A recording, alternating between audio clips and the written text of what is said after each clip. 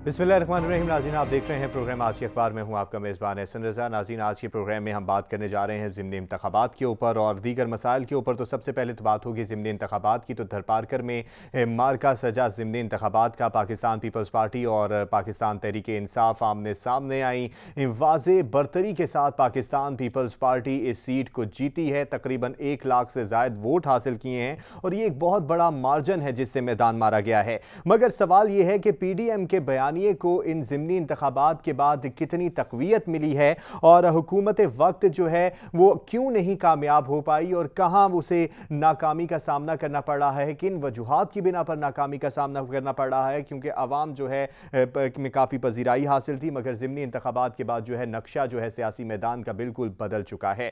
साथ ही साथ बात करेंगे डस्का इलेक्शन, क्योंकि डस्का इलेक्शन मशकूक हो चुके हैं और अपोजिशन की जानिब से तो री इलेक्शन का मुतालबा किया गया है। मगर कल जो इसमें अहम डेवलपमेंट हुई वो ये हुई कि हुकूमती जो ओहदेदार हैं उन्होंने प्रेस कॉन्फ्रेंस की और उन्होंने कहा कि मुस्लिम लीग नून को दिल बड़ा करना चाहिए। हमने दीगर जो एरियाज़ हैं जहाँ पे ज़िमनी इलेक्शन हुए हैं वहाँ पर अपनी शिकस्त को कबूल किया है, मगर यहाँ पर भी चाहिए हुकूमत को कि यहाँ पर भी अपोजिशन को चाहिए, नून लीग को चाहिए कि डस्का के इलेक्शन को माने, अपना दिल बड़ा करे और मान जाए कि अब वो सीट हार चुके हैं। मगर अपोजिशन की जानिब से मुसलसल री इलेक्शन की बात की जा रही है। इसी दौरान परवेज़ खटक साहब का भी बयान सामने आया, ये भी एक बहुत बड़ी अहम डेवलप है और उन्होंने कहा कि मुझे तो कोई हरा ही नहीं सकता। और नौशहरा में भी धांधली हुई। नौशहरा में 6000 वोट ऐसे निकले जिनका कुछ अता पता नहीं है कि वो कहां से आए, उनकी तस्दीक नहीं की जा सकती, उनका रिकॉर्ड ही नहीं है। हम भी इलेक्शन कमीशन में जाएंगे तो अगर देखा जाए तो ये फिर पूरा ज़िमनी इंतखाब जो है मशकूक ही हो चुका है और सेनेट इंतखाबात भी करीब आ चुके हैं और सियासी रहनुमाओं की जानिब से कोशिशें जो हैं वो तेज़ की जा चुकी हैं। हुकूमती दावे तो यही हैं कि वो इस मरतबा सेनेट इंतखाबात में एक बड़े मार्जिन के साथ, एक बड़ी अक्सरियत के साथ सेनेट में नज़र आएंगे। मगर जो सियासत का रंग है, जो इस वक्त ज़िमनी इंतखाबात हैं, किसी और बात का ही इंदिया दे रहे हैं, मगर ऊँट किस करवट बैठता है ये तो पता चलेगा 3 मार्च को ही। और थोड़े से सिंध के ऊपर हालात के ऊपर भी बात करेंगे क्योंकि वहाँ पर भी हालात कशीदा होते जा रहे हैं। विफाक और सिंध हुकूमत में ठनती जा रही है। तो इन तमाम बातों पर तज्जिया करने के लिए जो शख्सियत मेरे साथ स्टूडियो में मौजूद है उनका तारुफ मैं आपसे करा दूँ। तो आमिर निहाल हुसैन साहब हमारे साथ मौजूद हैं, तज्जियाकार हैं, कॉलम निगार हैं और एक जानी मानी शख्सियत है। सर, आपका बहुत शुक्रिया तशरीफ़ आवरी के लिए। और जैसे कि मैंने कहा कि ज़िमनी इंतखाबात की बात करेंगे, कल मार्का सजा, क्योंकि पिछले एक हफ्ते से हम ज़िमनी इंतखाब की बात कर रहे हैं, ज़िमनी इंतखाब सजा हुआ मैदान। तो कल का जो मार्का था वो बड़ा ही अहम था।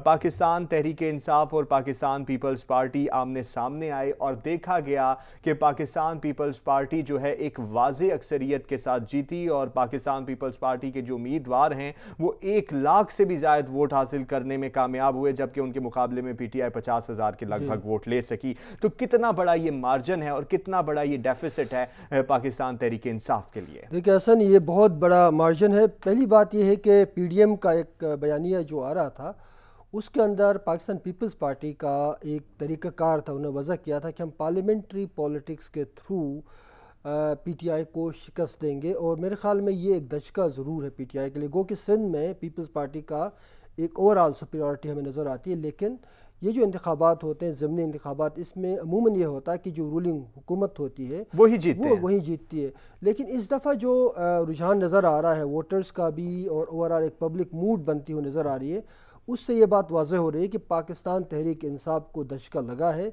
और पाकिस्तान पीपल्स पार्टी इससे बहुत ज़्यादा उनको एक मॉरल सपोर्ट, जिसको कहते हैं मॉरली और साइकोलॉजिकली, इस पार्टी का एक बेहतर इमेज नज़र आया और पब्लिक परसेप्शन की अगर देखा जाए तो पहले भी जो 2 सीटें सिंध में थी वो पाकिस्तान पीपल्स पार्टी को ही मिली जब PTI से मुकाबला हुआ। और दूसरे दीगर जब एरियाज़ में देखा जाए, नौशहरा में देखा जाए तो मुस्लिम लीग नून आगे रही और डस्का के इलेक्शन की तो अभी हम बात करेंगे। लेकिन एज़ कंपेरेटिवली अगर पूरे ज़िमनी मैदान को देखा जाए तो नून लीग और पाकिस्तान पीपल्स पार्टी आगे रहे। इसका मतलब है कि PDM के बयानी को अवाम में तक़वियत मिल रही है। जी बिल्कुल ऐसा ही है। देखें, ये सारा क्रेडिट जाता है PTI को, उनकी परफॉर्मेंस बहुत کافی حد تک خراب رہی ہے. اور پی ٹی آئی کا جو مسئلہ رہا ہے اس وقت جو صورتحال ہے، دیکھیں ایک بہت بڑے نعرے کے ساتھ بہت بڑی تبدیلی کا ایک دعویٰ لے کے آئے تھے، لیکن اس میں وہ پورے نہیں اترے. ایک تو نارمل الیکشن نہیں تھا ان کے لیے بہت زیادہ پرفارمنس بیسڈ ہونا چاہیے تھا.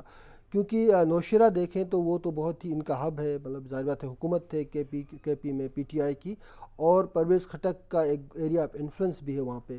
تو اس کے باوجود اگر پی ٹی آئی کو شکست ہوتی ہے تو ظاہر بات ہے اس کا ایک کمیونیکیشن اوور آل جو ہے، ایک میسیج جو ہے وہ پبلک میں وہ کافی خراب جاتا ہے. اور اس دفعہ یہ ہوا کہ پی ٹی آئی کو اپنے ہی علاقے میں جب ان کو شکست ہوئی ہے تو یہ اس بات کی طرف واضح اشارہ ہے کہ آئندہ جو سیاسی عمل ہے، جو پی ڈی ایم کا ایک نیریٹو ہے، اس کو پذیرائی ملتی نظر آ رہی ہے. اور میرے خیال میں یہ پی ٹی آئی کے لیے بہت بڑا لیکن اس علاقے کی جس کی آپ بات کر رہے ہیں اس کی ذمہ داری تو پرویز خٹک کے بھائی صاحب پر بھی ڈالی جا رہی ہے کہ یہ ساری جو معاملات ہیں لیاقت خٹک صاحب کی وجہ سے ہوئے ہیں. نہیں وہ ہے، لیکن اتنا دیکھیں جو سیاسی گیم ہوتا ہے اس کے اندر اکثر آپ نے کوئی نہ کوئی نیریٹو دینا ہوتا ہے. وہ ان کا بھائی ہے، ظاہر بات ہے ایک حد تک تو آپس میں کانفلکٹ ہوتا ہے، لیکن جب بات آتی ہے آؤٹ کمز کی تو وہ پھر ان کو سب کو سفر کرنا ہوتا. نہ اس میں ان کے بھائی کا ایک شخصی بندے کا تعلق نہیں ہوتا، بلکہ تمام کے تمام کو دیکھنا پڑتا ہے. ووٹر جو ہے، ووٹر تو ٹرینڈ کو دیکھتا ہے. ووٹر جب جا کے ووٹ دیتا ہے تو اس کو وہ ساری چیزیں اس کے سامنے ہوتی ہیں کہ پرفارمنس کے حوالے سے، عام آدمی کی زندگی کے حوالے سے، مہنگائی کے حوالے سے، انفلیشن کے حوالے سے لوگ جب بازار میں جا کے چیزیں خریدتے ہیں تو اس سے ایک امپریشن ان کے ذہن میں آتا ہے. میرے خیال میں یہ ایک اوورآل نظام کے حوالے سے ہمیں دیکھنا چاہیے، کسی انڈیویجول کا نہیں ہوتا. نہ اگر چاہتا تو پرویز خٹک جو ہے انفلوئنس کر سکتا تھا، لیکن لوگوں نے اس بات کو رد کر دیا ہے. صحیح. عامر صاحب، جیسے کہ آپ نے ابھی بات کی کہ پاکستان پیپلز پارٹی جو ہے وہ اس بیانیے کے ساتھ، اس پورے پی ڈی ایم کے جو نعرے تھے ان کے بھی بہت بڑے دعوے اور نعرے تھے، استعفوں کی باتیں ہوئیں، یہ نعرے ہوئے، وہ نعرے ہوئے، ابھی لانگ مارچ بھی ہونے والا ہے. اور انہوں نے کہا کہ ہم جو ہیں پارلیمانی انداز میں حکومت کو ہرانے کی کوشش کریں گے، ہم فوراً سے استعفے نہیں دیں گے، ہم فوراً سے جو دیگر منصوبے دیے جا رہے تو ان کی طرف نہیں جائیں گے، بلکہ پارلیمان میں شکست دینے کی کوشش کریں گے. اس ضمنی انتخاب میں دیکھا گیا کہ پاکستان پیپلز پارٹی کو اکثریت ملی، اگر دیکھا جائے تو 3 سیٹیں پاکستان پیپلز پارٹی کے پاس ہیں. انہوں نے ساتھ ہی ساتھ یہ دعویٰ بھی کیا کہ ہم تحریک عدم اعتماد بھی لائیں گے. اور اگر اس ضمنی انتخاب کو دیکھا جائے تو کیا یہ اس بات کا اندیا دیتا ہے کہ وہ عدم اعتماد کی طرف جائیں گے اور کسی حد تک کامیابی ملے گی، یا ابھی کوئی اس طرف جانے کا کوئی ارادہ نہیں ہوگا؟ پی ڈی ایم کے 2-3 پلان تھے. پلان اے ظاہر بات ہے انہوں نے پریشر بلڈ کیا پبلک میں، پبلک اوپینین کریٹ کیا، جلسے جلوس کیے، ایک طرح جلسے کیمپین چلائی، ویزیبلٹی دکھائی، اور انہوں نے کہا کہ ہم پولیٹیکلی ایکٹیو ہیں، اور کافی انہوں نے چیزیں کی جسے حکومت نے بہت ہلکا لیا. ہاں جی، حکومت نے کہا ہمیں ان سے کوئی خطرہ نہیں. حکومت کا اپنا ایک کیلکولیشن تھی، یعنی ان کا مختلف ریاست کے اداروں کے ساتھ ان کا جو الائنمنٹ تھا اس کے حوالے سے ان کی کافی کیلکولیشن تھی. لیکن ظاہر بات ہے جب آپ صرف کیلکولیشن سے تو کام نہیں چلتا، آپ نے پرفارم بھی کرنا. پرفارمنس کے حوالے سے جب پی ٹی آئی اس پہ ڈیلیور نہیں کر پائی تو یہ جو پولیٹیکل موبلائزیشن تھا پی ڈی ایم کا فیز 1 میں تو اتنا سکسیسفل جنرلی یہ تاثر ہے کہ نہیں ہوا. لیکن ان کا اس کا پلان بھی یہ تھا کہ ہم استعفوں پہ جائیں گے. پلان سی یہ تھا کہ ہم اور طریقے استعمال کریں گے. اب انہوں نے اپنے سارے کارڈ شو نہیں کیے. وہ بنیادی طور پہ انگیجمنٹ کے ذریعے، دیکھیں پی ڈی ایم کے اندر جو 2 میجر پارٹیز تھی، پاکستان پیپلز پارٹی اور پی ایم ایل نون، ان دونوں کے بیانیے میں تھوڑا فرق ضرور تھا. پی ایم ایل نون بہت زیادہ ریڈیکل، اور وہ ایک لارجر اسٹیبلشمنٹ اور پولیٹیکل نظام کے بیچ میں ایک لارجر بیلنس کی بات کر رہے تھے. پاکستان پیپلز پارٹی کا طریقہ کار یہ تھا کہ ہم پارلیمنٹری راستے سے جائیں گے اور جا کے جہاں جہاں ہمیں ممکن ہو پی ٹی آئی کو الیکٹورل پروسیس کے ذریعے شکست دیں گے. اور یہ میرے خیال میں پی پی کا جو نیریٹو ہے اس کی کامیابی ایک مستند فیصلہ تھا. اور میرے خیال میں یہی طریقہ ہے کہ پارلیمانی نظام کے اندر جب آپ جب آپ موبلائزیشن کے ذریعے لوگوں میں جائیں گے، لوگوں کا اعتماد حاصل کریں گے، تو ایک دیر پا طریقہ ہوتا ہے. تو میرے خیال میں یہ ان کی پہلی کامیابی ہے پلان بی کی. اور آگے جا کے بھی استعفوں سے زیادہ جو عدم اعتماد کی بات ہے، عدم اعتماد زیادہ مستحکم طریقہ ہے. اگر آپ پارلیمنٹ کے اندر اتنی حمایت حاصل کرتے ہیں، ابھی سینٹ الیکشن ہوں گے جس پہ بات کریں گے، تو اس میں بھی آپ دیکھیں کہ پی ٹی آئی کا جو اوور آل جو ہے وہ اس کی جو پوزیشن ہے وہ کافی ہمیں گرتی ہوئی نظر آ رہی ہے، تو اس سے پارلیمنٹ کے اندر تبدیلی کی ایک گنجائش نظر آ رہی ہے۔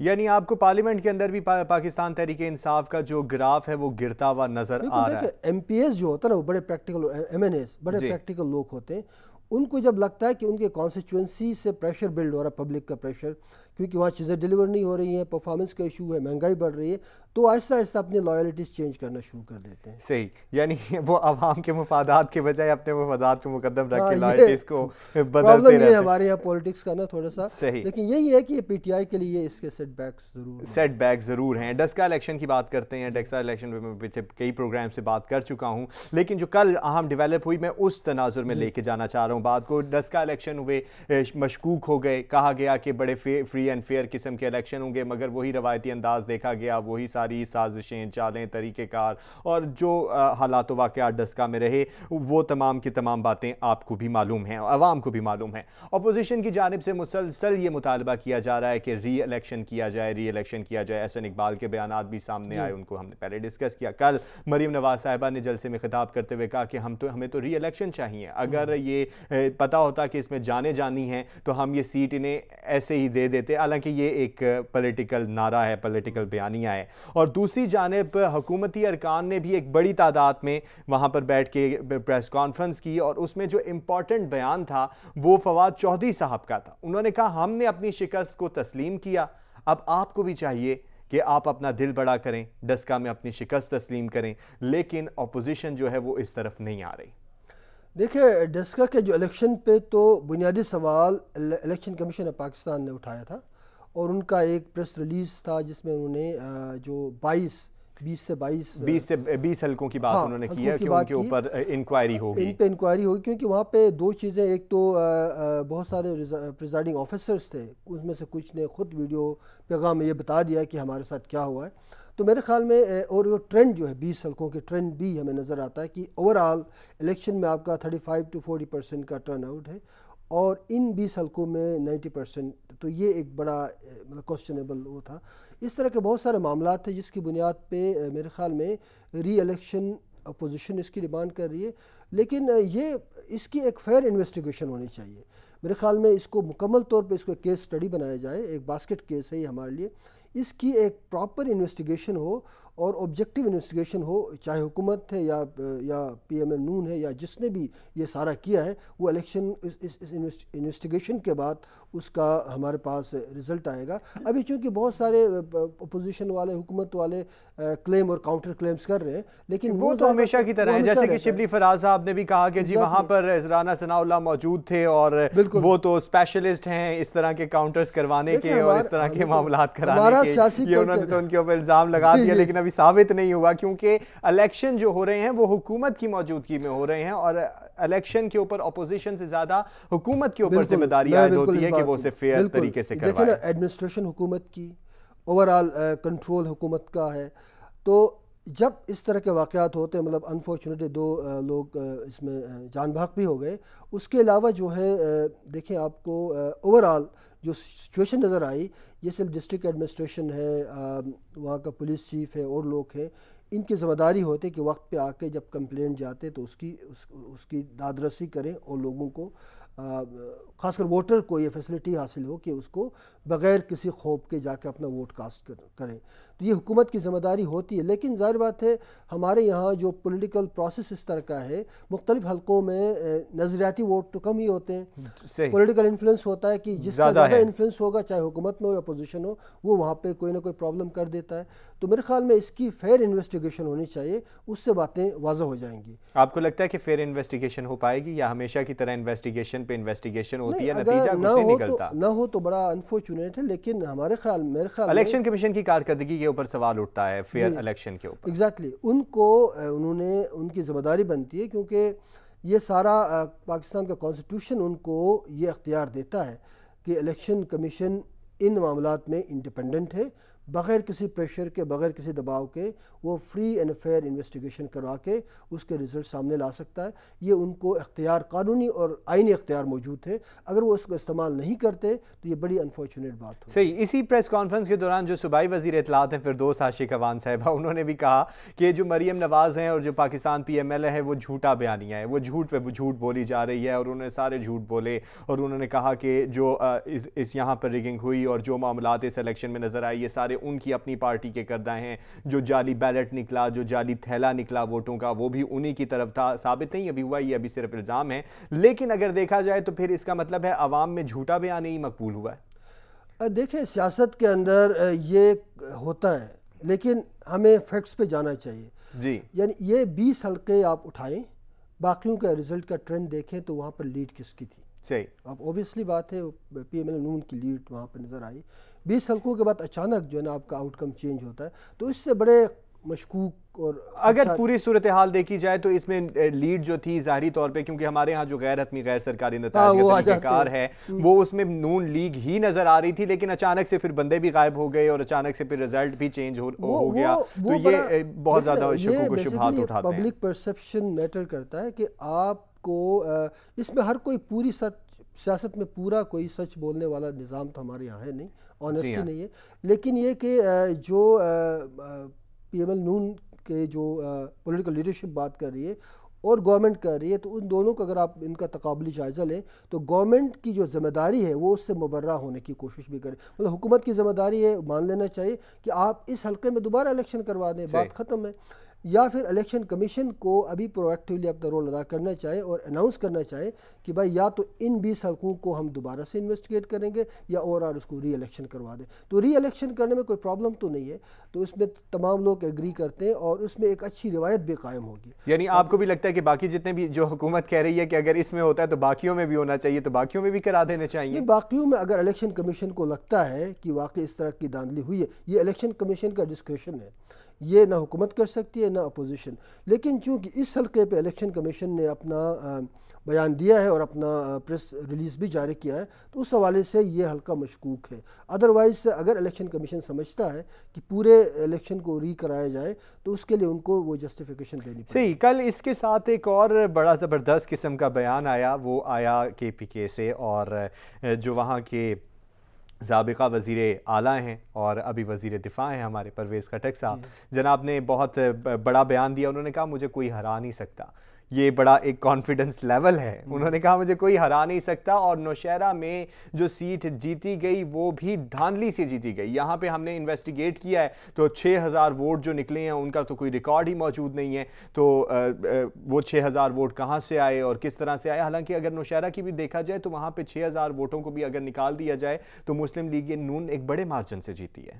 ہاں مطلب دیکھیں یہ پرویز خٹک صاحب کے پاس اگر اس طرح کا ایویڈنس ہے، شہادت موجود ہے، تو الیکشن کمیشن میں جائیں، بتا دیں اور وہ دکھائیں. لیکن بات یہ ہوتی ہے کہ آپ پولیٹیکل بیان بازی تو چلتی ہے سیاست میں، انہوں نے بھی ایک پولیٹیکل ایک بیان دیا ہے، لیکن یہ پرائمریلی یہ پرویز خٹک صاحب کا پریروگیٹو نہیں ہے. وہ ایویڈنس پیش کر سکتا ہے اور کنونس کرے الیکشن کمیشن کو جہاں ان کو لگا کہ فراڈ ہو، کیونکہ 45 فارم سارا آپ فورنسک فورنسک تو بہت آج کل آسان طریقہ ہے، تو وہ اس کے ذریعے چیزیں ثابت ہو سکتی ہیں کہ اگر وہاں فراڈ ہوا ہے تو فوراً پتہ چل جائے گا. میرے خیال میں یہ الیکشن کمیشن کی اپنی قادر اختیار ہے، تو وہاں سے اگر اس طرح کی بات آتی ہے تو اس کو اوتھینٹک ہم سمجھیں گے.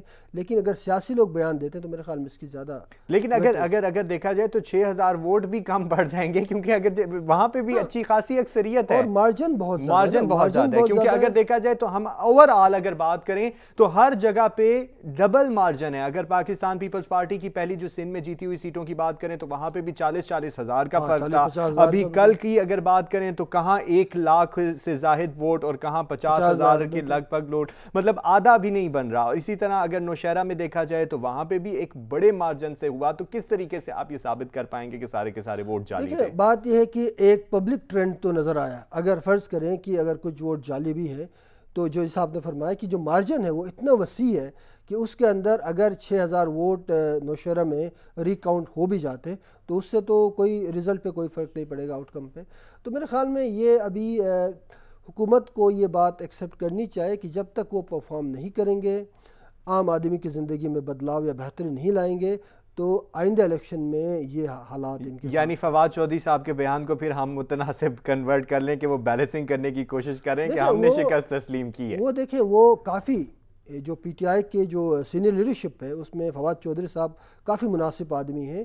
وہ انگیجمنٹ کی بھی بات کرتے ہیں.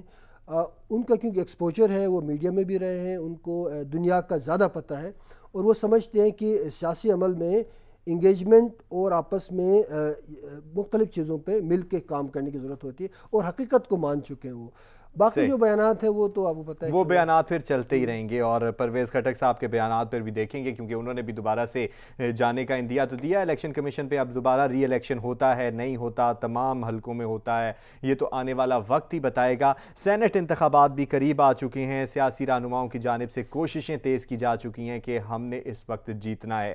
ضمنی انتخابات کے نتائج جو ہیں وہ کچھ اور ہی اندیا دے رہے ہیں.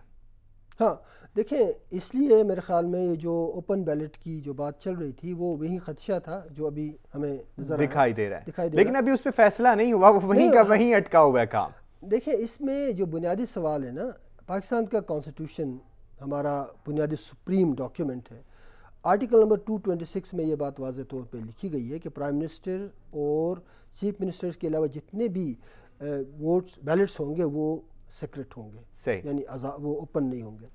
تو یہ ایک واضح بیان ہے.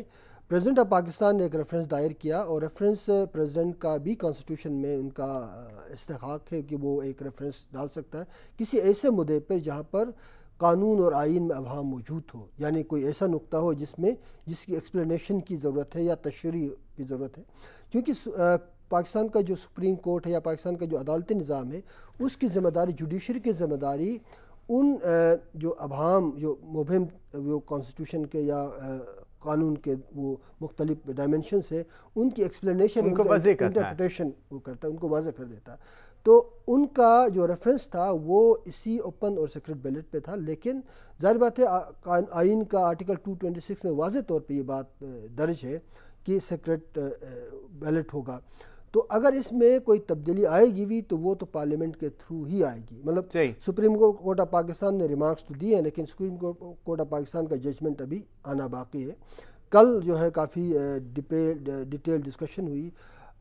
رضا ربانی صاحب نے اپنے آرگیومنٹس دیے، اس کے علاوہ جو دوسرے جو لائر تھے حکومت کی طرف سے ان کا بھی سامنا آیا. تو اس میں بات واضح ہو گئی کہ یہ طریقہ کار جو ہے پارلیمنٹ کے ذریعے ہوگا. اگر 226 آرٹیکل کو ایمنڈ کرنا ہے تو ایمنڈ نمبر 26 ہوگا کانسٹیٹیوشن کا 26ویں ترمیم کے لیے.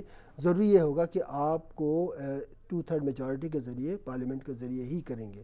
تو لیکن یہ میرے خیال میں پارلیمنٹ کے ذریعے تو اس وقت جو ابھی ممکن نظر نہیں آ رہا کیونکہ اتنی جلدی، کیونکہ ابھی اگر دیکھا جائے تو ریمان ملک صاحب نے بھی کل پرسوں بیان دیا ہوا ہے اس کے اوپر. انہوں نے کہا کہ اگر حکومت چاہتی تھی کہ اگر اس طرح کے معاملات ہوں اور وہ بھی چاہ رہے تھے کہ فری اینڈ فیئر ہوں تو وہ پہلے اس مدعے کو اٹھاتے، اس معاملے کو اٹھاتے، کیونکہ حکومت جو ہے بڑی عجلت سے کام لے رہی ہے اور عجلت میں جو ہے وہ ترمیمیں نہیں ہوا کرتے. دیکھیں اس میں بعض اوقات یہ ہوتا ہے کہ انٹینشن بھی واضح ہو جاتی ہے. دیکھیں آپ کو گورننس اور انسٹیٹیوشن کی اسٹرینتھننگ کی بات ہو تو وہ حکومت کے پرائیورٹی لسٹ میں ہوتا ہے، پہلے سے ہی آپ اس کو پارلیمنٹ میں لے آتے.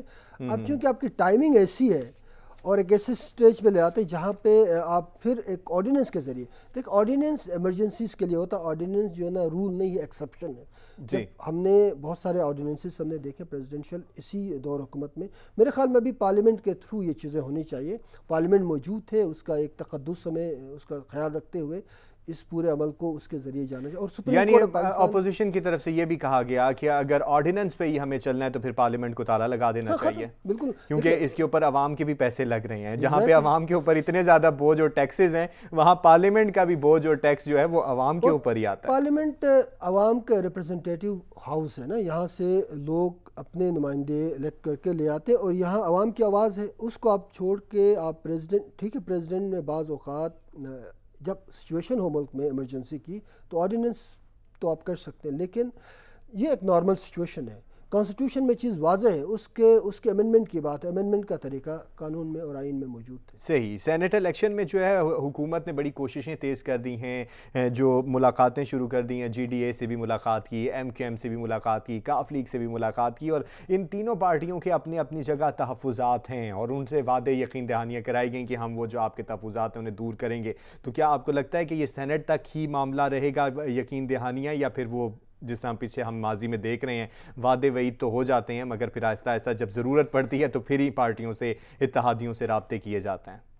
دیکھیں، اس وقت سینٹ کے انتخابات کے حوالے سے یہ بات بہت ضروری ہے کہ انتخابات کا آؤٹ کم بتائے گا کہ اس وقت حکومت اور اسٹیبلشمنٹ کے بیچ میں جو بیلنس ہے وہ کتنا قائم ہے۔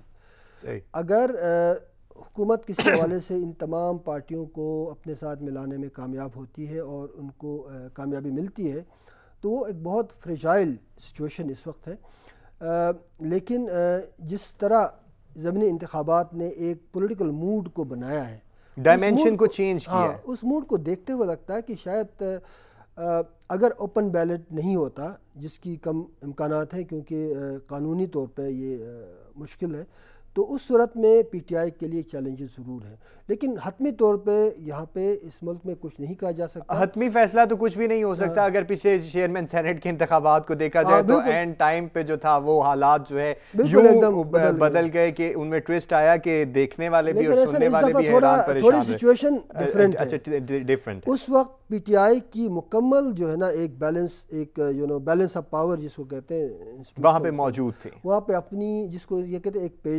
پیج پہ موجود تھے۔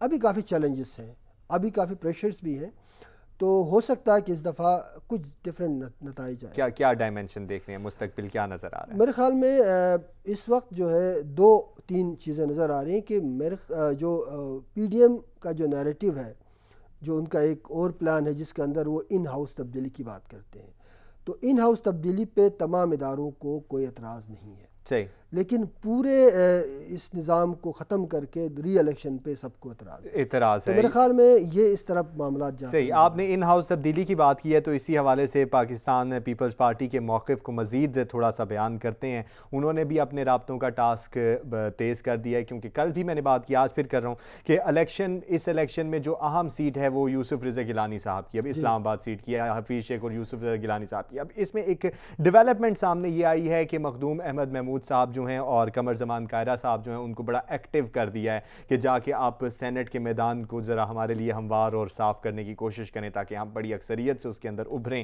تو انہوں نے ایک اور ساتھ میں بیان دیا آصف علی زرداری صاحب نے کہ اگر یوسف رضا گیلانی صاحب کی یہاں پر سیٹ پکی ہو جاتی ہے تو اس کا مطلب ہے کہ وزیر اعظم پاکستان عمران صاحب کو گھر جانا پڑے گا۔ کیا آپ کو لگتا ہے کہ اس سیٹ کا یہ نتیجہ نکل سکتا ہے؟ دیکھیں، اس سیٹ کا تو بہت زیادہ پولیٹیکل مائلیج تو ہے پاکستان پیپلز پارٹی کے لیے اور ایون پی ڈی ایم کے لیے، لیکن یہ صرف اس سیٹ سے پرائم منسٹر کو جائے، یہ تو ایک سیاسی بیان ہے نا، لیکن یہ کہ کافی ڈینٹ تو پڑے گا۔ ڈینٹ اس لیے پڑے گا کیونکہ مستقبل میں جب بھی ووٹ اپنو کانفیڈنس کی بات ہوگی تو اس میں جوڑ توڑ کا سلسلہ ہوگا۔ زرداری صاحب خود بھی بڑے ماہر ہیں جوڑ توڑ کے سلسلے میں، تو میرے خیال میں مفاہمت کے ان کو بادشاہ کا ٹائٹل ملا ہوا ہے، ریکانسیلیشن پہ وہ یقین رکھتے ہیں، اور یہ میرے خیال میں پی پی کا جو نیریٹو تھا ریکانسیلیشن کا وہ زیادہ اس وقت پریویل کر رہا ہے پی ڈی ایم کے اندر بھی، اور یہ ریزلٹس دے رہا ہے، تو اس کا پریشر گورنمنٹ پہ ضرور پڑے گا۔ اور جب ان ہاؤس تبدیلی کی بات کرتے ہیں تو یہ اس کے سلسلے کی پہلی کڑی ہوگی، اس میں اور بہت سارے کام ظاہر بات ہونے، لیکن this with the first step towards that. صحیح، لیکن حکومت کو اگر دیکھا جائے تو یہاں پہ پوری سچویشن میں وہاں پہ ان کن کن جگہوں پہ وہ لیک کیے ہیں کہ انہیں آج یہ تمام چیزیں جو ہیں وہ دیکھنی پڑ رہی ہیں۔ اگر عوامی حلقوں سے دیکھا جائے تو وہاں پہ بھی یہ حالات دیکھنے پڑ رہے ہیں، اور اگر سیاسی حلقوں سے دیکھا جائے تو وہاں پہ بھی یہ حالات پڑ رہے ہیں، دیکھنے میں آ رہے ہیں۔ اور اگر دیکھا جائے تو انہوں نے جن سورسز کے اوپر اپنا دار و مدار اور اپنا رجحان جو تھا رکھا ہوا تھا کہ وہ ہمیں کبھی بھی یہاں سے وہاں نہیں کریں گے، تو اس حوالے سے کس طرح دیکھتے ہیں؟ دیکھیں، پبلک میں تو آپ کو پتہ ہے کہ بنیادی طور پہ عام آدمی کو اپنی روزمرہ زندگی میں بہتری چاہیے، چیزیں سستی چاہیے، کچھ ریلیف چاہیے، وہ ان کو نہیں ملا، تو وہ ایک پبلک پرسیپشن آپ کو پتہ ہے کافی خراب ہے۔ جہاں تک ریاستی اداروں کی بات ہے کہ ریاست پاکستان کو الٹیمیٹلی ریاست کا مفاد سب سے اہم ہے، सियासी जब तक आपकी अलाइनमेंट है, जब तक आप काम कर रहे हैं और रियासत के जो मुश्तरका मफादात है उसके लिए जब तक ख़तरा नहीं है तो रियासती इदारे आपके साथ हैं। लेकिन जिस वक्त आपकी परफॉर्मेंस इतनी ख़राब हो कि मुल्क के अंदर अफरा तफरी की सूरत हाल हो, लॉ एंड ऑर्डर सिचुएशन पैदा होना शुरू हो जाए, पॉलिटिकल इंस्टेबिलिटी आए, माशी निज़ाम बैठने लगे, तो फिर रियासत जो है अपना फ़ैसला तब्दील कर लेती है। क्योंकि रियासत को जो सबसे अहम है, जो मफाद है, वो रियासत की जो सवरेंटी है उसको बचाना है। सही। उसके बाद बाकी चीज़ें सेकेंडरी चीज़ें हैं। तो मेरे ख्याल में रियासती इदारे भी इस वक्त गालिबन इस पीटीआई की परफॉर्मेंस से मायूस होते हुए नज़र आ रहे हैं, तो उस वजह से उन पर काफ़ी प्रेशर, अवाम भी मायूस होती हुई नज़र आ रही है। सही। लेकिन जो वज़ीर आला पंजाब हैं वो तो कल उनका भी बयान आया, उन्होंने कहा कि जितने मंसूबे तरक्याती मंसूबे हमने लगाए हैं इतने तो तरक्याती मंसूबे किसी ने नहीं लगाए, अवाम पे इनके समरात नज़र आ रहे हैं और आहिस्ता आहिस्ता नज़र आएंगे। तो वो कौन से ऐसे मंसूबे और समरात हैं जिनकी वो बात कर रहे हैं? मुझे तो लाहौर में कचरा बढ़ता हुआ नज़र आ रहा है। मेरे ख्याल में ये नहीं, वो अभी उन्होंने कल भी कहा कि लाहौर में जो है मसनूई जंगल मंसूबा भी हम शुरू करने जा रहे हैं जिससे आलूदगी ख़त्म होगी। हालांकि अगर देखा जाए तो लाहौर दुनिया के पहले नंबर पे आ चुका है आलूदगी में। देखें, ये मसला ये है कि आपने अपनी सियासी और माशी तरजीहात जब तक आप सेट नहीं करेंगे, हुकूमतें हमेशा अपना एक रोड मैप बनाती हैं, यानी 1 साल का, 2 साल का, 3 साल का, और वो जो रोड मैप है वो आपको नज़र आता है कि उस रोड मैप के अंदर आपने अवाम को भी इत्मीनान में लेना होता है और पार्लियामेंट के अंदर भी उसकी रिफ्लेक्शन मिलती है। जब मिनिस्टर्स बात करते हैं तो वो अपने उस रोड मैप और स्ट्रेटजी की बात करते हैं, हम 2023 में यहाँ जाएंगे, 25 में यहाँ जाएंगे, 30 में हमारा ये मंसूबा है। एक रोड मैप बनता है बियॉन्ड इलेक्शन टाइम, क्योंकि एक लंबा आपने बनाना होता है। तो वो हमें नज़र नहीं आता क्योंकि हमेशा झगड़े की बात होती है, हमेशा अपोजिशन पे लान तान और फिर आपस में लड़ाई झगड़े। तो वो रोड मैप जब तक नज़र नहीं आएगा, पंजाब के हवाले से खासकर, पंजाब में एक अक्सरियत है और ट्रेडिशन भी इस्टेब्लिश है कि लाहौर में काम करना है तो आपने जाना है, पब्लिक जो सर्विस में जाना है, जो आपके सिविल ब्यूरोक्रेट्स है उनके गर्दन पकड़ना है, टाइम पे जाके परफॉर्मेंस, मतलब खुद जाके डेमोन्स्ट्रेट करना है। वो लाहौर का एक कल्चर बन चुका है। उसमें आपने मज़ीद तेज़ी लानी है और उसके अंदर आपने सर्विस डिलीवरी को इम्प्रूव करना है, लेकिन अभी तक वो रोड मैप हमें नज़र नहीं आया। अनफॉर्चुनेटली अगर सर्विस डिलीवरी पे देखा जाए तो ये इल्ज़ाम लगा दिया जाता है कि जी ब्यूरोक्रेट्स जो हैं वो हमारे काबू में नहीं हैं, दीगर इदारे जो हैं वो हमारे काबू में नहीं हैं, लोग जो हैं हमारे काबू में नहीं है, करप्शन बहुत ज़्यादा है, करप्शन की दाग बेल इतनी लोगों में सिरायत कर चुकी है कि अब उन्हें करप्शन का वर्ड जो है वो एक आम चीज़ लगती है और वो इसे कहते हैं जी करप्शन नहीं होगी तो फिर क्या होगा। नहीं, देखिए, जब आप कंटेनर पे बैठ के भाषण दे रहे थे उस ज़माने में भी तो यही बात थी ना जी। तो जब आप हुकूमत में आने की तैयारी करते हो, आपको लगता है कि आपकी हुकूमत बनेगी, तो फिर आप अपना एक शेडो पार्लियामेंट बनाते हैं। इस हवाले से तो मुझे एक वो पैगाम भी याद आ जाता है, बयान भी याद आ जाता है कि हमें 6 महीने आने के बाद पता चला कि हमने करना क्या है। हमें तो 6 महीने समझ में ना लग गए कि करना क्या था क्या नहीं करना। हुकूमतें चलाना आसान नहीं है, लेकिन हुकूमतें चलाने के लिए आपको तदब्बुर, विजन और बसारत चाहिए और एक पैशन चाहिए। यानी आप सब्र आज़मा एक अमल होता है, इसके अंदर जज्बातियत का उनसर कम होता है, क्योंकि आपने डिलीवर करना है और आपके सामने एक ही टारगेट है कि आपने किसी तरह से इंश्योर करना है कि जो गिवन सिचुएशन है, जो हालात हैं, उसी के अंदर ही आपने काम करना। ब्यूरोक्रेसी हर रियासत में होती है, हर रियासत के अंदर मिनिस्ट्रियल डिपार्टमेंट्स होते हैं, लाइन डिपार्टमेंट्स होते हैं, अपोजिशन भी होती है, अवाम का प्रेशर भी होता है, एक रियासत के इदारों में बैलेंस के भी इश्यूज़ होते हैं। तो ये हर रियासत का मसला, लेकिन जो अच्छी हुकूमतें होती हैं इसी तमाम सिचुएशन के अंदर डिलीवर करती हैं। जो ख़राब हुकूमतें होती हैं वो आपके सामने वो नहीं करती। नहीं, तो कब तक ब्लेम गेम चलती रहेगी? अभी मेरे ख्याल में कोई गुंजाइश नहीं है। मतलब आप इक़्तिदार में आने के 3 महीने, 4 महीने, इवन 9 महीने तक आप बात कर सकते हैं, लेकिन अगर आप अपने इक़्तिदार के आधे से ज़्यादा टाइम गुजार चुके तो अब किसी और हुकूमत पे ब्लेम करने के बजाय अपना जो है वो क़बला सीधा करने का टाइम है।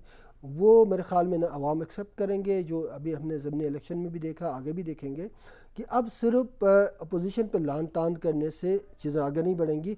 यानी आपको लगता है कि करप्शन का जो बयानिया है वो यहाँ पे अब ठप होता हुआ नज़र आ रहा है, अपोजिशन के बयानिए को ज़रा तक़वियत मिलती जा रही है कि सिर्फ चोर चोर के शोर से और करप्शन के ख़ात्मे से, पैसे वापस आ जाने से पैसे वापस नहीं आएंगे, बल्कि इसके लिए आपको एक रोड मैप देना होगा जो रोड मैप अभी तक नहीं दिया गया। करप्शन तो कम نہیں ہوئی. ٹرانسپیرنسی انٹرنیشنل نے ابھی ریسنٹلی رپورٹ شائع کیا, اس کے اندر انہوں نے کہا کہ پاکستان میں 2017 میں پاکستان جو ہے 2018 میں پاکستان 117 نمبر پہ تھا, اب کرپشن کا انڈیکس بڑھ کے 124 تک پہنچ گیا. ایگزیکٹلی. تو اس کا مطلب یہ ہے کہ ہم نے جو دعوے کیے تھے کرپشن یا بدعنوانیت کو ختم کرنے کا, اس میں تو اضافہ ہوا ہے ریئل ٹائم میں. تو کرپشن بھی تو کم نہیں ہوئی. اگر کرپشن کم ہوتی, گورننس امپروو ہوتا, تو پھر آپ کہہ سکتے تھے کہ حکومت نے ایک ڈگر پکڑ لیا اور اس پہ حکومت جا رہی ہے. لیکن چونکہ وہ چیزیں نہیں ہوئی اور جو دعوے ہوئے تھے ان کا بالکل الٹا کام ہو رہا ہے. یعنی جو کنٹینر پہ باتیں ہوئی تھیں 2018 کے الیکشن سے پہلے باتیں ہوئی تھیں وہ اور تھیں, نیا پاکستان اور نکل آیا. سوچا کچھ تھا کہ پرانے پاکستان سے نیا پاکستان مختلف ہوگا, لیکن پرانے پاکستان سے بھی حالات جو ہیں وہ زیادہ خراب ہوتے چلے جا رہے ہیں. تو اس کی ذمہ داری کہاں جاتی ہے؟ دیکھیں, آپ کو بنیادی طور پہ 3-4 انڈیکیٹرز ہوتے ہیں. یعنی آپ کا پہلا انڈیکیٹر معاشی نمو ہے. معاشی نمو اس وقت مائنس میں ہے. یہ کرونا نہیں, کرونا سے پہلے سے ہی پاکستان وہ مائنس میں جا رہی ہے, مائنس میں چلا گیا تھا. اس کے حوالے سے کرونا نے ہمیں بچا لیا ہے, جی, ہمارے لیے بڑا جواز پیدا کیا. اور اس کے بعد پھر آپ کا اوور آل گورننس ہے, یعنی سول بیوروکریسی کیسے فنکشن کر رہی ہے, ادارے اور ان میں ٹرانسپیرنسی کتنی ہے, وہ ہے. وہ انڈیکیٹر ہم نے دیکھا, انٹرنیشنل ادارے کہہ رہے ہیں کہ وہ بھی ہمارا بہتر نہیں ہوا. تیسرا جو ہے ایک پبلک پرسیپشن ہوتا ہے, اور پبلک میں ایک آواز ہوتی ہے کہ ہاں جی چیزیں سستی ہو رہی ہیں, چلو ہمارے لیے ریلیف مل رہا ہے. احساس پروگرام لانچ ہوا تھا, حکومت نے احساس پروگرام کا مقصد یہ تھا کہ جو لوگ اس پورے نظام میں سب سے زیادہ سفر کرتے ہیں, جو غریب ہیں یا الٹرا پور ہیں, ان کو سوشل پروٹیکشن دیا جائے. لیکن اس سے بھی بجٹ کی کٹوتیاں کر کے اس کو کافی کم کیا گیا. تو اس سے تو یہ بات واضح ہوتی ہے کہ ابھی حکومت کی یہ ساری سچویشن کے لیے ذمہ داری تو بنیادی طور پہ جو ٹریجری بینچز ہے یا حکومت ہے اس کی بنتی ہے.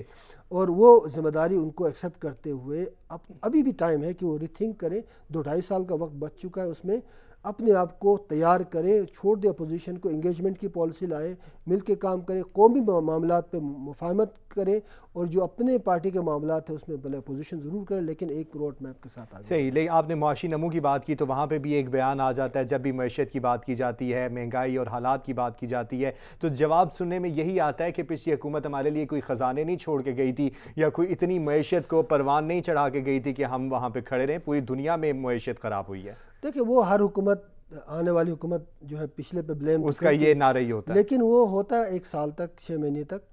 جب مجھے یاد ہے پی ایم ایل نون کی حکومت آئی تو انہوں نے کہا کہ پیپلز پارٹی نے بالکل خزانہ خالی چھوڑا ہے, تو ہمارے پاس کچھ بھی نہیں. لیکن اس کے باوجود دیکھیں تو 5 سال کے دورانیے میں ہمارا جو معاشی نمو کی شرح 5.6 اور 6% تک جا چکی تھی, جو کہ اچھی شرح تھی. اسی طرح مشرف کے دور کے بعد جب پی پی پی آئے تو انہوں نے کہا جی وہ سارے حالات خراب خالی کر گئے.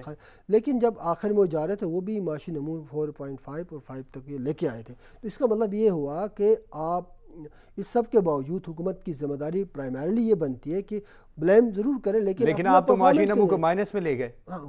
پرابلم یہ ہے کہ آپ نے صرف بلیم نہیں کیا بلکہ آپ نے کچھ بھی نہیں کیا. صرف بلیم سے کام نہیں, آپ بلیم ضرور کریں لیکن آپ اپنا روڈ میپ دے دیں اور معاشی نمو کو ایٹ لیسٹ اس حد تک لے جائے کہ روزگار پیدا ہو.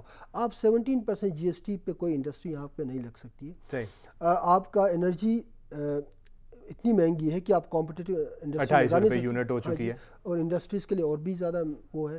اچھا, آپ جب تک وہ انڈسٹری اور اکنامک گروتھ کے لیے انوائرمنٹ پیدا نہیں کریں گے تو کوئی بھی انویسٹر نہیں آئے گا. ہمارے اپنے جو ٹیکسٹائل انڈسٹری کے انویسٹرز تھے وہ بنگلہ دیش اور تھائی لینڈ جا رہے ہیں بھاگ کے, کیونکہ یہاں پر ان کو بزنس اپورچونٹی نہیں ہے. تو اس صورت میں آپ مجھے بتا, آپ نے تو یہ کہا تھا کہ ہم پورے دنیا سے لوگ آئیں گے, پاکستان میں انویسٹ کریں گے, یہاں جاب کریٹ ہوں گے, 1 کروڑ جاب دی جائیں گی اور 50 لاکھ گھر دیے جائیں گے. اب مسئلہ یہ ہے کہ وہ تو کچھ بھی نہیں ہوا, بلکہ آپ کی جو انڈسٹری تھی وہ بھی بند ہو گئی. آپ ایک ڈی انڈسٹریلائزیشن کی طرف جا رہے ہیں. تو آئندہ اگر یہ سلسلہ رہا تو ظاہر بات ہے بے روزگاری اور بڑھے گی. تو آپ نے احساس پروگرام کی بھی بات کی اسی حوالے سے بے روزگاری, اور آپ نے کہا کہ جی یہ جو الٹرا پور لوگ ہیں, الٹرا پور لوگوں کو تو احساس پروگرام مل جائے گا, لیکن جو درمیانہ طبقہ ہے, جو مڈل کلاس طبقہ ہے, جس کے اوپر ملک انحصار کر رہا ہے, جو ہم جیسا طبقہ ہے, وہ کہاں جائے گا؟ اس کو صرف ٹیکس دینا ہے. اب ٹیکسز بڑھیں گے کیونکہ دیکھیں اگر مہنگائی بڑھتی ہے, اس وقت آپ روزانہ پاکستان کے قرضوں میں روزانہ 18 بلین روپیز کا اضافہ ہو رہا ہے. ابھی 18 ارب روزانہ ہمارے اوپر قرضہ چڑھ رہا ہے, جو کہ پچھلی حکومت سے 3 گنا زیادہ ہے, اور پاکستان کی تاریخ میں سب سے زیادہ پر ڈے انکریز ہے. تو یہ پیسہ کہاں سے آئے گا؟ انڈسٹری بند ہے, آپ کی اور کوئی آپ کا ریونیو جنریشن اس وقت موجود نہیں سوائے ٹیکسیشن کے، اور ٹیکس بھی آپ ان پہ لگاتے ہیں جو بیچارے جن کا سورس پہ کرتا ہے، یعنی آپ کا امپلائر کاٹتا ہے، یعنی ہمارا اور آپ کا ٹیکس، اور یہ ہم پہ ٹیکس ہی لگے گا مزید، اور یہ مڈل کلاس کے لیے آگے صحیح مڈل کلاس کے لیے تو کافی مشکلات ہو رہی ہیں۔ تھوڑی سی بات کریں گے سندھ کے، جیسے کہ میں نے کہا سندھ کے حالات کشیدہ ہوتے جا رہے ہیں، وفاق اور سندھ میں تھوڑی سی ٹھنڈتی جا رہی ہے، کیونکہ علیم عادل شیخ صاحب کی جو گرفتاری ہے وہ ایک بہت بڑا مسئلہ بن کے سامنے آئی ہے۔ کل خرم شیر زمان صاحب نے علیم عادل شیخ سے ملاقات بھی کی، اور پھر اس کے بعد خرم شیر زمان صاحب نے ایک بیان دیا کہ آپ جو ہیں ہمارے صوبائی اپوزیشن لیڈر کے ساتھ ایسے نہیں کر سکتے، وزیر اعلیٰ جو ہیں وہ صوبائی جو اپوزیشن لیڈر ہے اس کے ساتھ ظلم کر رہے ہیں، اور یہ ہو رہا ہے وہ ہو رہا ہے، تو ہم وفاق کے نمائندہ ہیں، ہم وفاق کے ساتھ جڑے ہوئے ہیں، وزیر اعظم کو نوٹس لینا چاہیے کہ ان کے جو اپوزیشن لیڈر ہیں ان کے ساتھ کیا معاملات ہو رہے ہیں۔ تو اگر اس طرح دیکھا جائے تو پورے قوم کے بھی اپوزیشن لیڈر بند ہیں، ان کے اوپر بھی ابھی کچھ ثابت نہیں ہو سکا۔ یہ ڈبل سٹینڈرڈز ہے نا۔ اب دیکھیں بات یہ ہے کہ آپ کا جو یہ صاحب ہیں ان کے اوپر یہ بھی کنوکٹڈ ہے نا، مطلب جی ہاں، جو ویڈیوز نظر آئیں منظر عام پر آئیں وہ تو ظاہر کرتی ہیں کہ آپ کنوکٹڈ ہیں۔ ہاں بالکل، دیکھیں کنڈکٹ کی بات ہے نا، پبلک کنڈکٹ میں تو لوگ دیکھ رہے ہیں کہ آپ کے اندر تضاد کدھر ہے، کانٹرڈکشن ہے۔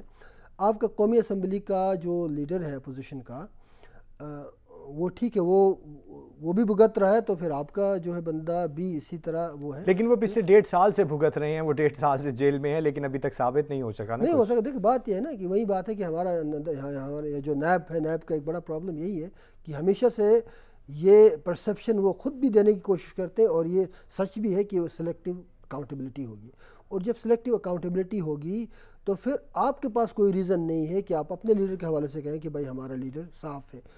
اکاؤنٹیبلٹی اکراس دا بورڈ ہوگی، نیب کے بجائے یہ معاملات پاکستان میں قانون موجود تھے، کورٹ موجود ہے، عدالتیں موجود ہیں، جوڈیشری موجود ہے، تو اس سے اگر انصاف کا اس کے تقاضے پورے نہیں ہوتے تو پھر جو آپ کا نیب ہے اس سے تو کچھ نہیں ہو سکتا۔ تو اگر وفاق اور سندھ میں جس طرح ابھی ماضی میں کچھ عرصہ پہلے دیکھا کہ بڑی زیادہ اختلافات رہے اور کھچاؤ رہا، تو اگر ابھی دوبارہ سے وہ سینیریو کریٹ ہو جاتا ہے، سینٹ انتخابات بھی ہیں، ضمنی میں تو جیت گئے سارے، تو اب آگے پھر سیاسی میدان میں کتنی ہلچل پڑے گی اگر وفاق اور سندھ میں دوبارہ سے ٹھنڈتی ہے، اور فائدہ کس کو ہوگا؟ براہ راست پیپلز پارٹی کو فائدہ ہوگا، کیونکہ پی ٹی آئی اس وقت اس حالت میں نہیں ہے، وہ اس کا متحمل نہیں ہو سکتی، کیونکہ اس کے حالات اتنے نہیں ہیں، اس کو ابھی انگیجمنٹ کی طرف جانا پڑے گا۔ صحیح، یعنی کہ حکومت کو جانا پڑے گا انگیجمنٹ کی طرف، اور حکومت کو بھی مفاہمت کی طرف جانا پڑے گا۔ بہت شکریہ عامر نہال حسین صاحب آپ کی تشریف آوری کا۔ حکومت کو سوچنا پڑے گا ناظرین کہ کس طریقے سے ہم نے اپوزیشن کو اپنے ساتھ گریب کرنا ہے اور ملکی معاملات کو چلانا ہے۔